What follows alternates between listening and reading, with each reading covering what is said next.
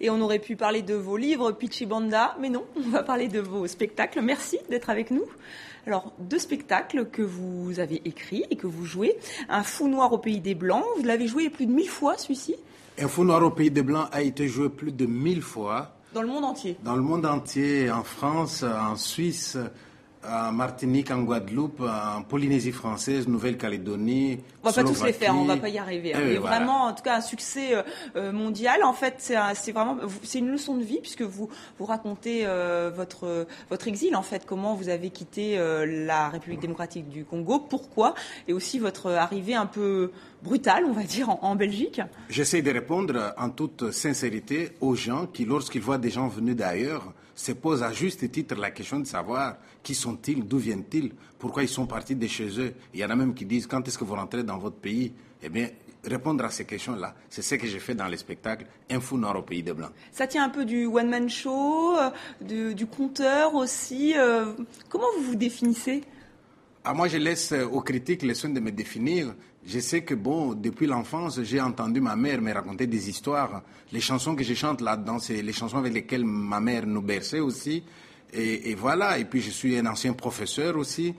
J'essaie de faire de mon mieux. Et puis j'écris des bouquins aussi, j'écris des livres. Et puis j'ai 6 enfants et le soir, chaque soir, on raconte aussi des histoires à la maison. Et tout ça, ça fait que voilà, je suis moi et j'essaie de partager ça avec le public. Il semble qu'ils aiment. Oui, ils aiment bien et ils ont raison. Hein. Moi, j'ai vu les 2 DVD. C'est vrai que c'est souvent drôle, souvent poignant aussi. Là, on va revenir sur votre arrivée à Bruxelles. En fait, vous débarquez vous sortez de l'avion et là, il y a 2 files d'attente. On va regarder tout de suite un extrait Un fou noir au pays des Blancs. Qu'est-ce que je vois? 2 files de gens. Dans l'une des files, ça se passe bien. Les gens montrent à peine le passeport et ils sortent. Hein. Mais dans l'autre, contrôle des papiers, fouille dans la valise, interrogatoire. Moi, je me dis, oh là là, 2 files. Ici, des gens respectables et ici, des gens bousculables. Vous savez ce que j'ai fait? Je suis allé du côté où ça se passait bien et j'ai fait la file. Je me croyais respectable. Et voilà quelqu'un qui vient vers moi. Monsieur, qu'est-ce que vous faites là? J'ai dit, j'ai fait la file, vous voyez bien? Il me dit, allez de l'autre côté. J'ai dit, non, hein. Vous avez vu comment on se bouscule là-bas? Et lui, il me dit, monsieur, vous vous êtes regardé? Et je me suis regardé. Et pour la première fois, je découvre que je suis noir. Un jour, dans une école, un élève m'a dit, monsieur, mais arrête d'exagérer. Pour la première fois, vous découvrez que vous êtes noir. Et avant, vous pensiez que vous étiez rouge. J'ai répondu, avant, je pensais que j'étais un homme tout simplement. Je ne savais pas que j'étais un homme noir. Ma couleur, c'est dans votre regard que je la vois. Donc voilà un extrait très touchant, très drôle. Vous auriez pu parler de votre expérience d'une manière dramatique, mais vous avez pris le parti d'en rire. C'est plus facile?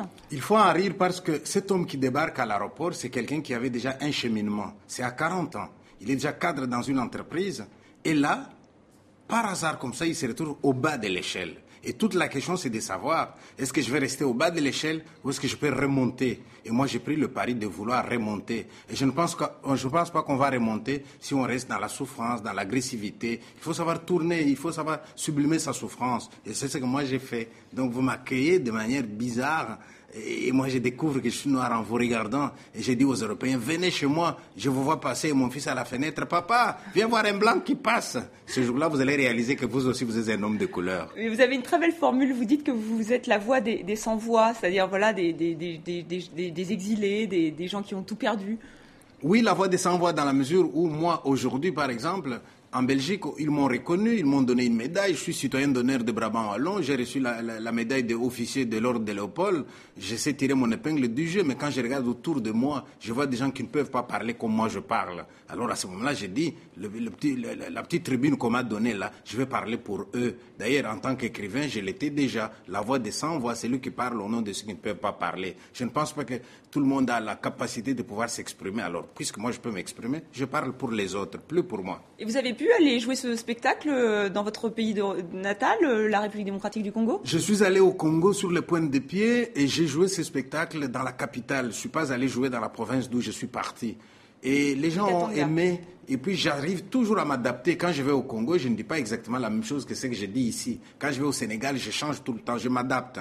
Au Congo, par exemple, je vais beaucoup insister sur les difficultés que nous avons ici. Et ils sont étonnés de dire, tiens, malgré tout ce que vous aviez comme diplôme là, à l'université, là-bas, c'est si difficile. J'ai dit, oui, j'ai dû reprendre encore les études là-bas.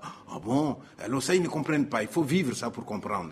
Oui, et dans votre deuxième spectacle, donc là, je ne suis pas sorcier, je ne suis pas un sorcier. Là, vous insistez plus sur justement les rapports, enfin le regard que vous portez sur les Occidentaux qui ont plein de soucis par rapport au divorce, par rapport aux enfants aussi. Ça, c'est très très drôle. Et on va regarder un extrait justement avec les jeunes adolescents belges, mais aussi qui pourraient être français ou américains et qui ont des soucis qui vous font un peu rire. Oui, on va voir. Oui.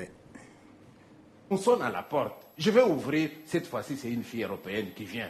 Des larmes jusque-là. Monsieur, je vais me suicider. J'ai dit, oh, arrête-moi ces verbes-là. Je l'ai beaucoup entendu conjuguer depuis que je suis en Occident. Mais c'est quoi ces pays où les vieux n'ont pas envie de mourir, les adultes n'ont pas envie de vieillir, ce sont les enfants qui veulent se suicider. Nous, on a fui la mort en Afrique, non? On est venu chez vous croyant qu'il y a la vie. Et vous voulez mourir. Et votre pays, vous allez les laisser à qui? Alors, régularisez tous les Africains, comme ça, on prend votre pays après.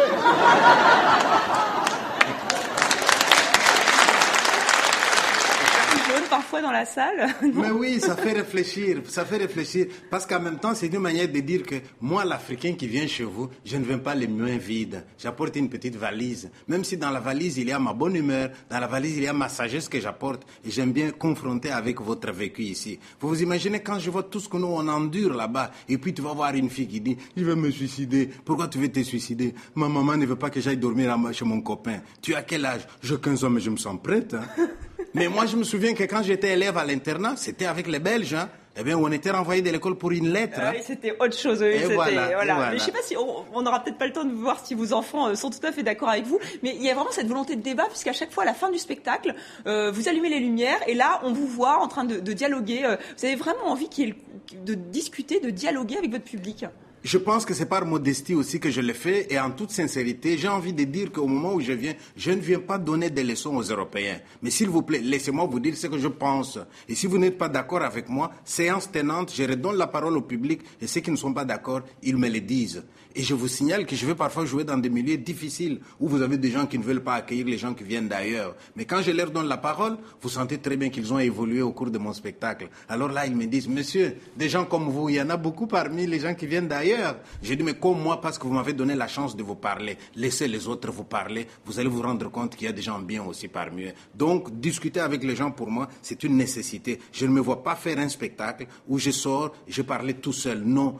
Non seulement ils vont me poser des questions et nous allons discuter et même après nous allons chanter ensemble. Voilà, ça c'est un autre rituel, c'est chanter ensemble, c'est important là aussi. Très important parce que j'imagine que la femme européenne, l'homme européen qui s'est dit ce soir je vais aller voir Pichi Banda, mais cette personne vient aussi avec ses propres problèmes aussi quelque part. Donc le temps d'oublier un peu les soucis de tous les jours et on vient partager. Alors si en partageant nous terminons par une belle chanson tous ensemble, c'est ma manière de transporter l'Européen vers l'autre continent, c'est ma manière de le faire voyager et je pense qu'il y a un effet bénéfique et tout le monde le dit dans les témoignages.